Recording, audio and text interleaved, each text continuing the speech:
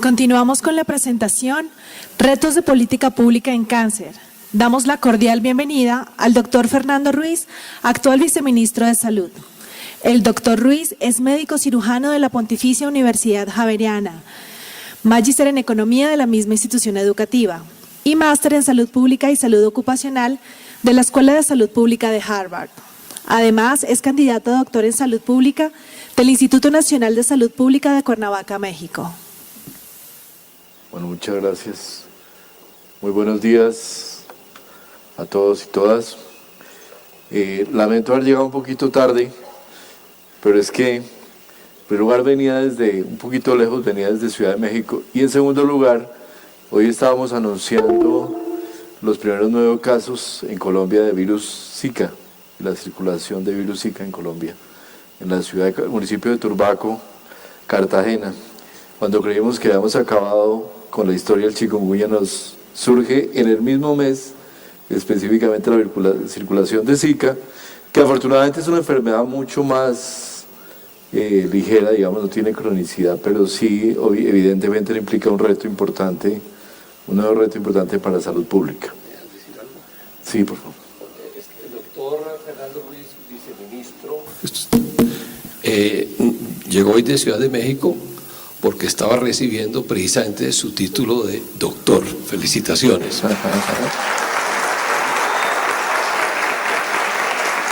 Muchas gracias. Muy amable. Lo importante es que me lo convaliden porque si no perdí los 4 años.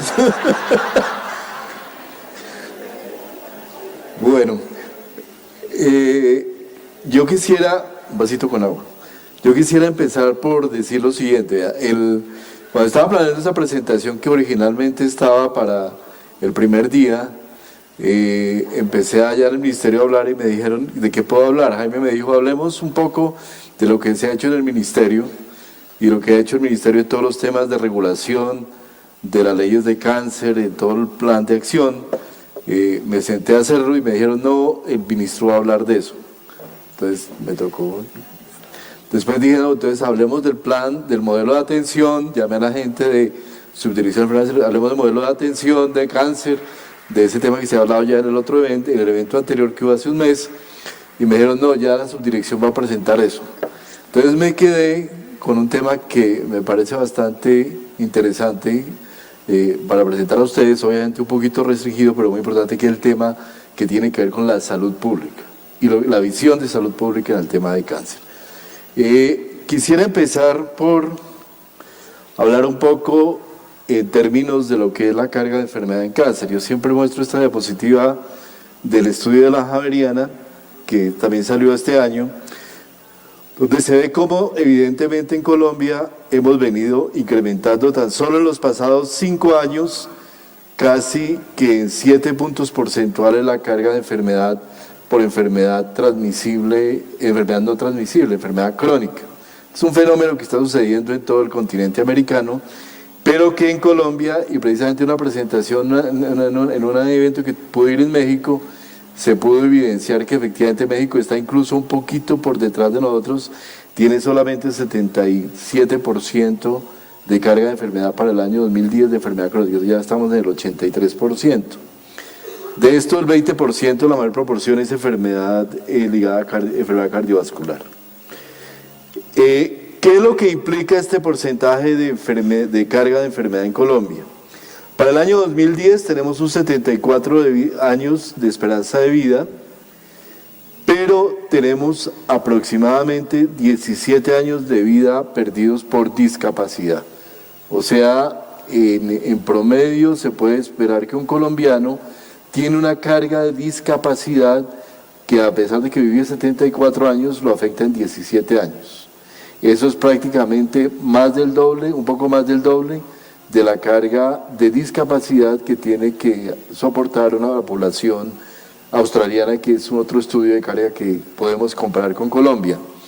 Esto obviamente se da por las características de la transición epidemiológica y demográfica en Colombia. Tenemos un rezago, una población que todavía tiene condiciones crónicas, tiene una carga de violencia, pero que de todas maneras es una carga muy importante que uno ve que efectivamente impacta sobre los servicios de salud, porque es personas que tienen una condición de discapacidad, de carga evitable por discapacidad bastante alta. Y tenemos casi 5 años de potenciales de vida perdidos por muerte prematura.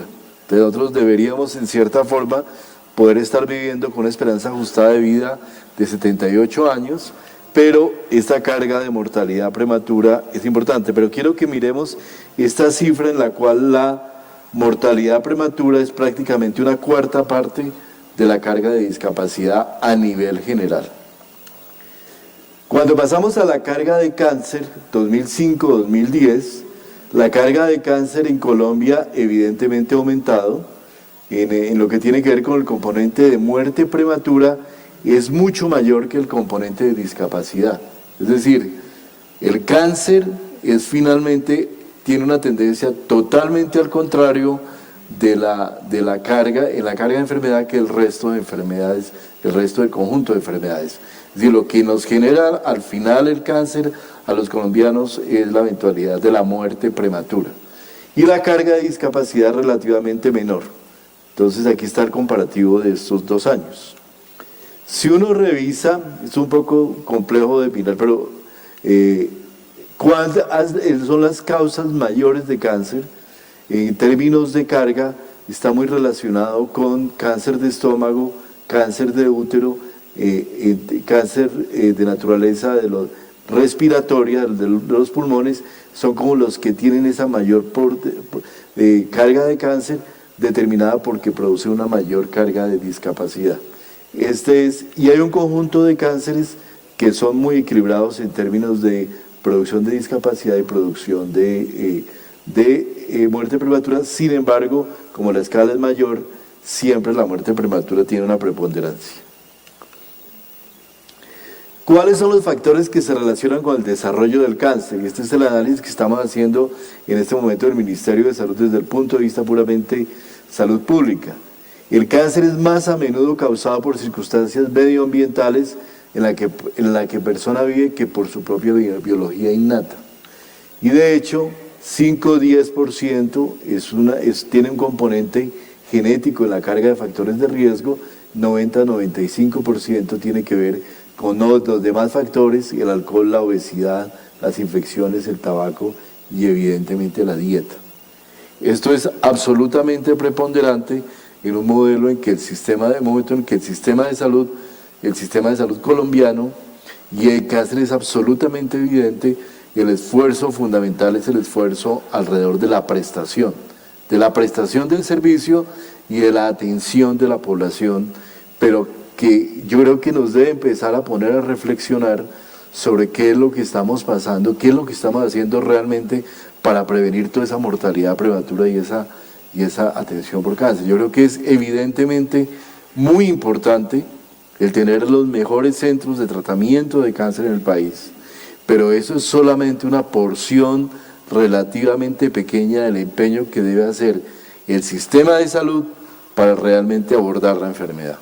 Creo que, y como lo he tenido la oportunidad de expresar mucho en las últimas semanas, nuestra visión absolutamente prestacionalista del sistema de seguridad social ha impactado mucho esa visión, y en esa visión claramente la atención, el que me atiendan, el que me den el servicio, que obviamente es muy importante, nos genera unas condiciones bastante críticas frente a mucho de la tarea que tenemos por hacer cuando se trata de hacer que la gente no se enferme, o que si se enferme pueda tener un mejor curso de enfermedad.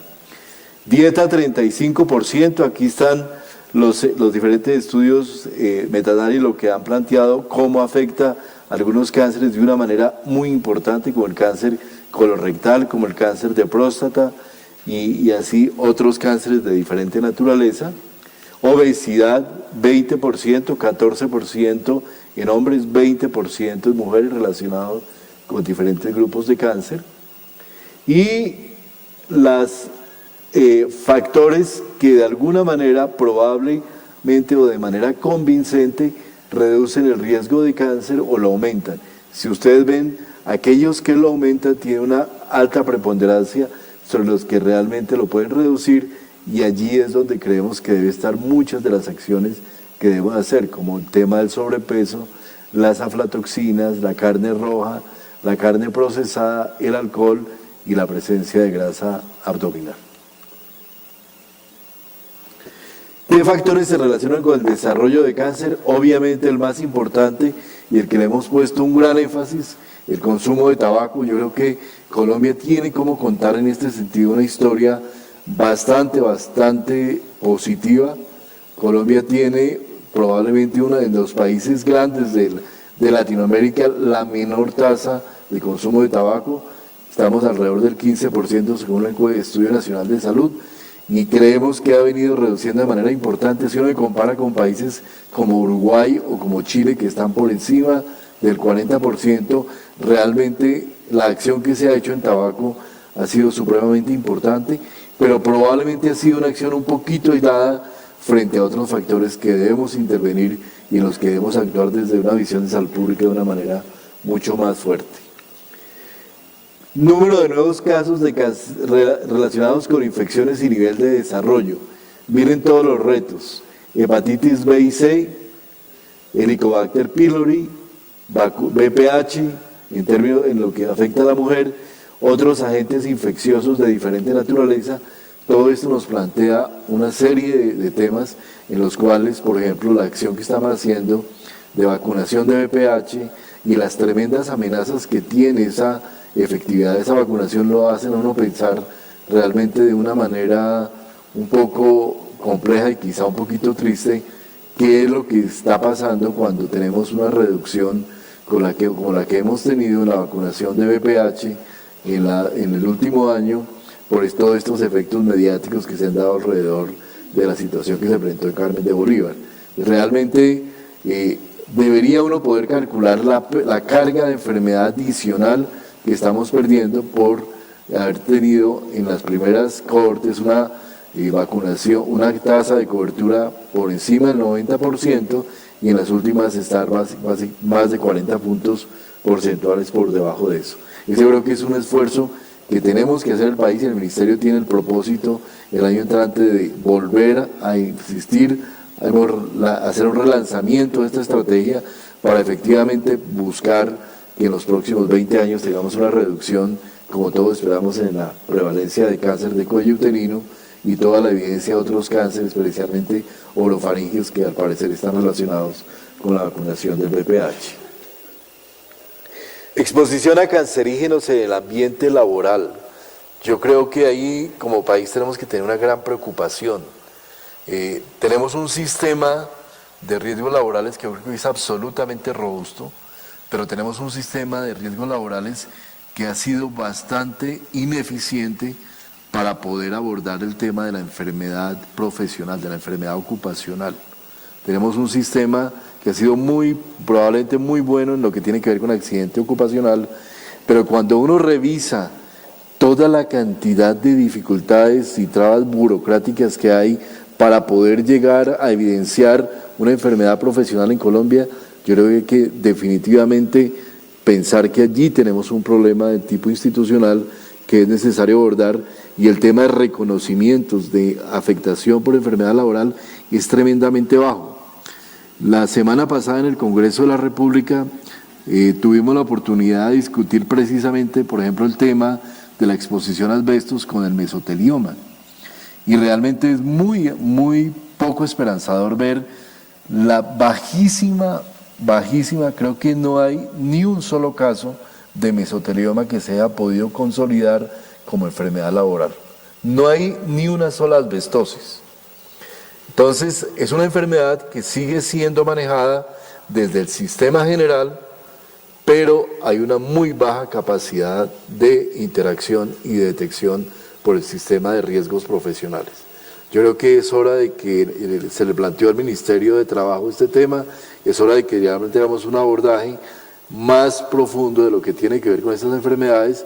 Incluso en este evento el Ministerio de Salud tomó la decisión de hacer que el tema del asbesto, con una transición de 3 a 5 años, sea finalmente prohibido en Colombia en todas sus presentaciones, que es básicamente la de crisotilo, que era la que quedaba por regular y por eliminar del mercado en Colombia, y Colombia va a ser parte de ese grupo de países, de 70 países mayormente europeos, que ya tienen prohibido el uso del crisotilo para procesos industriales. Obviamente esto tiene unas dificultades muy grandes, porque no solamente se usa en tejas, sino se usa también para frenos y para otro tipo de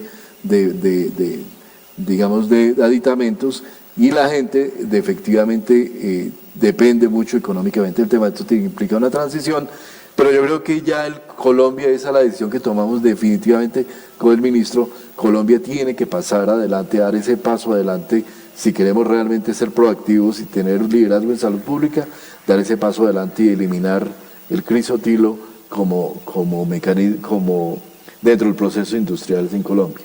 Sin embargo, si ustedes ven todo este tipo de sustancias, polvo de madera, cloruro de vinilo, gin, radón, naftalina, polvo de cuero, cromo, bencenos, que son tremendamente utilizados, asbestos, arsénicos, son sustancias que nos despiertan tremenda inquietud, y también es muy notorio la baja capacidad que tiene nuestro país de investigación en la relación de la enfermedad con este tipo de sustancias.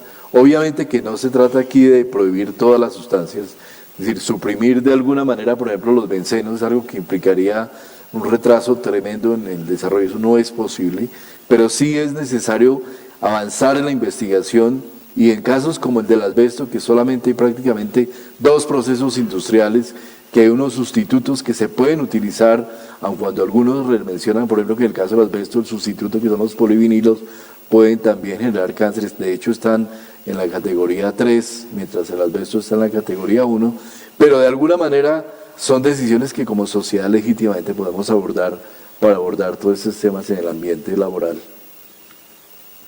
Carga de enfermedad atribuible a los principales factores de riesgo en Colombia. O sea, no solamente allá lo que mostraba inicialmente de la carga de enfermedad en avisas, ya de enfermedad, sino los factores que principalmente afectan en Colombia. Principal, los riesgos de naturaleza dietaria. Segundo, la presión arterial, el índice de masa corporal, que está obviamente muy relacionado con lo dietario. Fumar, que en otros países es el preponderante y el principal, está en Colombia en el 4º lugar. Uso del alcohol, deficiencias de hierro, inactividad física, glucosa y otros riesgos ocupacionales que finalmente son los que generan ese porcentaje importante de avisos. ¿Qué pasa en Colombia en términos de manejo de riesgos? 1 de cada 3 colombianos no consume frutas diariamente, en el país de las frutas, con 450 variedades, según me explicaban alguna vez en un evento de Agroexpo, el país del mundo con mayor variedad de frutas, por estar ubicado en una esquina estratégica de la tierra, y nosotros tenemos el más bajo consumo de frutas. Y en algunas regiones del país, que son de los mayores productores de frutas, como el caso del departamento de Antioquia, que son los que me acuerdo, tenemos en esas mismas regiones los más bajos consumos. Entonces hay una tremenda paradoja que probablemente tiene que ver mucho con acciones que no hemos hecho desde el Ministerio de Salud, pero que indudablemente implican una necesidad de pensar el tema de cáncer desde sus inicios, de toda su extensión. En la población más pobre, SISBEN 1, 41.2%. Me acuerdo de un texto que escribió precisamente Angus Deaton, que recibió el Nobel de Economía de la semana pasada, y quien hizo mucho trabajo sobre el tema de pobreza y salud, donde mencionaba cómo evidentemente a través de la historia del mundo siempre la población más pobre ha tenido una tremenda inequidad, porque ha llegado mucho más tarde a las intervenciones que salvan vidas. La intervención, por ejemplo, en cigarrillos, como dice Deaton, en la prevención de fumar, se da de una manera inicial y privilegiada en la población profesional, en el caso de Inglaterra. Y pasan más de 15 años para que esos efectos lleguen a la población más pobre. Son prácticamente 1 o 2 generaciones que asumen una carga diferencial de enfermedad, que mueren por la diferencial en oportunidades para poder tener acceso a la información en salud pública y poder hacer un manejo adecuado de esa información. Las mujeres consumen mayor cantidad de frutas que los hombres, somos tremendamente malos para consumir fruta y hay un tema allí, no sé si es de crianza, de algo que evidentemente nos afecta.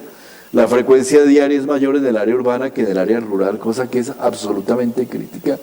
Como en muchos municipios del país las naranjas se caen, se pierden, pero la gente no consume frutas, sino piensa que la fruta es un producto simplemente para mercadear, para ganar dinero, pero no lo ve como un producto de consumo.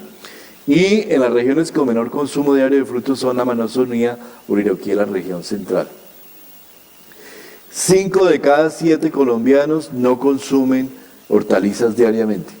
Yo no sé si valdría la pena hacer un censo acá, pero el tema es evidentemente preocupante. En población 1 del CISBEN, este porcentaje es del 76%. Otra vez ese diferencial en equidad que habla Ditton de una manera muy relevante. Las mujeres consumen más hortalizas y verduras que los hombres, el consumo es mayor en el área urbana y la región que consume menos hortalizas y verduras es la región central del país. ¿Se puede prevenir? El pensamiento es que sí, el 30% de las muertes de cáncer se podrían evitar al reducir de los factores de riesgos compartidos de las demás enfermedades no transmisibles. Pero indudablemente requerimos cambios en el estilo de vida desde la primera infancia y cómo todos nos beneficiamos. Yo creo que aquí hay un factor absolutamente crítico. Los hábitos se adquieren en la primera infancia y en la adolescencia. Es en la adolescencia donde ya está absolutamente comprobado la población, una persona define si va a ser alto o bajo consumidor de bebidas azucaradas, por ejemplo, durante la adolescencia. De ahí que la acción que se haga, que no se haga en la casa durante los primeros años y en la escuela durante el periodo de adolescencia, no se va a lograr en el mediano y el largo plazo de la vida de la persona. Y esos son fenómenos que evidentemente hay que estudiar para poder y abordar para poder lograr un cambio. De manera que las atenciones en las cuales estamos pensando nosotros en el Ministerio de Salud es en una visión de los diferentes momentos del continuo de la vida. Por eso, en la reglamentación que yo creo que les hablaron durante el primer día de modelo de atención, una parte esencial, absolutamente esencial, es la definición de una ruta de promoción y mantenimiento de la salud como elemento central de la acción del Ministerio de Salud. Entonces no podemos seguir siendo eternamente un Ministerio de Salud, un sector de salud que llega tarde, llega en el momento del diagnóstico y donde nos midamos en cáncer únicamente por qué tan temprano, qué tan tarde hicimos el diagnóstico. Y frente al conferencista que estaba antes, yo sé, aquí yo he tenido la experiencia de tener muchas EPS que hacen las cosas muy bien, no solo EPS Sur, a quien admiro indudablemente, pero indudablemente llegar en ese momento tardío nos genera toda esa presión sobre el sistema de salud en la cual ya estamos prácticamente sobre los efectos finales. Entonces es muy importante esa visión de momentos de vida y qué es lo que el país debe hacer y el sector de salud debe hacer para intervenir, quiénes son los destinatarios de las acciones según una visión de entornos, los individuos en la escuela, en su lugar de trabajo, en la escuela donde transite, la familia y la comunidad como elemento central de intervención desde el sistema de salud. Y un elemento central del que yo creo que cada día debemos más hablar en Colombia es el elemento del autocuidado y la corresponsabilidad. Yo creo que el país está definitivamente atrasado frente a otros países sobre este tema, por ejemplo con Australia, con la misma Alemania. Nosotros no hablamos del autocuidado, tenemos una visión donde el ciudadano, el colombiano promedio piensa que el sistema es el que le debe dar la salud.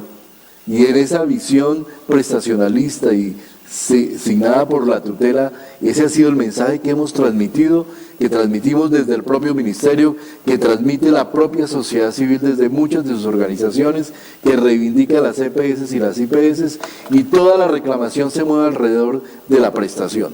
Entonces la buena salud, el sector, un sistema de salud como el colombiano, únicamente se evalúa con qué tan bueno es para dar prestaciones médicas. Creo que eso es un error absolutamente central en la visión de un sistema de salud. Eso probablemente tiene un muy gran sentido muy importante, un modelo en un sistema de seguridad social, donde la contingencia en salud, sus efectos económicos, la protección financiera son el elemento central. Pero dentro de esa visión de sistema de salud, que está claramente planteada en la Ley Estatutaria de la Salud y que implicó ese cambio, que está implicando ese cambio de la transición, la respuesta del sistema de salud, como lo plantea el artículo 10, donde habla de la integralidad, no puede ser esa visión prestacionalista únicamente, sino tiene que ser, como ahí lo dice en ese artículo 10 que habla de integralidad, desde el momento, desde las acciones de promoción, prevención, tratamiento, paliación, rehabilitación y destino final de la persona, y todo el momento. Este es un continuum dentro del cual el sistema debe actuar, y por eso estamos hablando en todo momento de la generación de rutas de atención. Y cuando iniciamos el proceso de construcción de rutas de atención, es tan fuerte el paradigma que lo empezamos a construir, pues digamos, hagamos las rutas de prestación, que fue lo que primero surgió. Luego viene dentro del modelo de atención, alguien levanta la mano y dice, no, pero aquí necesitamos una ruta de promoción y mantenimiento donde el ministerio diga cuáles son las acciones de detección temprana, de inducción de demanda que debemos hacer, y seguimos construyendo eso. Y en el momento dado, la tengo que decir la verdad, no hace mucho, hace 2 semanas, en una reunión yo, por alguna presentación que tenía que hacer para algún evento de paro, digo, bueno, pero ¿qué es lo que tiene que hacer el ciudadano? ¿Qué es lo que tiene que hacer el colombiano promedio en términos de salud? Y eso que tiene que hacer el colombiano promedio, tenemos que dar esos mensajes desde el sistema, desde una visión del autocuidado. ¿Cómo debemos cuidar nuestra salud? Porque la salud se construye fundamentalmente desde la acción que el ciudadano, que cada persona haga con su familia para prevenir y para manejar su enfermedad. Si estamos determinados por la obesidad, y si pensamos que la obesidad no es un problema en Colombia, sí, como piensan muchas personas en Colombia, seguramente vamos a teniendo efectos muy severos sobre enfermedad cardiovascular y sobre cáncer. Es necesario quebrar esa visión y empezar a implantar una visión del autocuidado, que es aquello que la gente hace por sí misma para establecer y mantener la salud, prevenir y hacer frente a la enfermedad. Y que según la Organización Mundial de la Salud, tiene al menos esos 6 componentes: la higiene general y personal, la nutrición, el estilo de vida, el manejo de los factores ambientales que como personas podemos modificar en lo que tiene que ver con las condiciones de vida y los hábitos sociales, los factores socioeconómicos e incluso hasta la propia automedicación, cuando cada vez surge más evidencia, como la que ha surgido recientemente, por ejemplo, de que el cáncer de colon la aspirina puede tener incluso efecto sobre el propio cáncer de colon.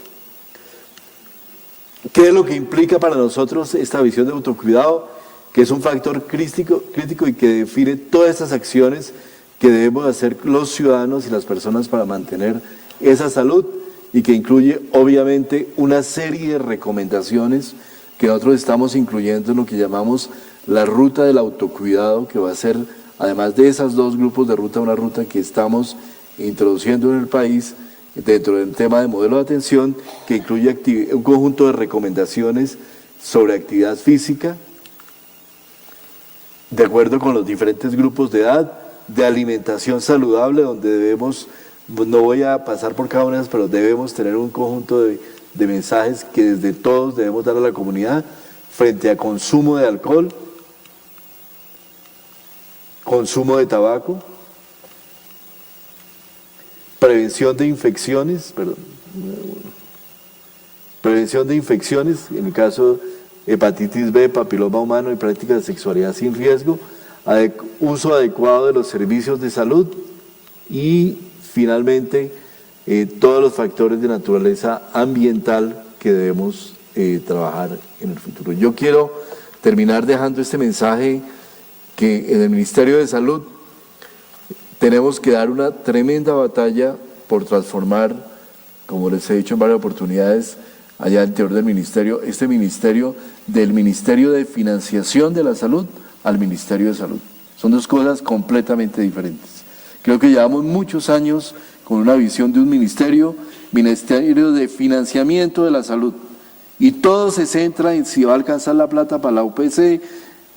Eso debe ser un elemento fundamental, obviamente, pero las acciones de futuro del sistema del Ministerio de Salud deben estar orientadas hacia la generación de bienestar y esa generación de acciones que indudablemente impacten sobre la salud de la población colombiana.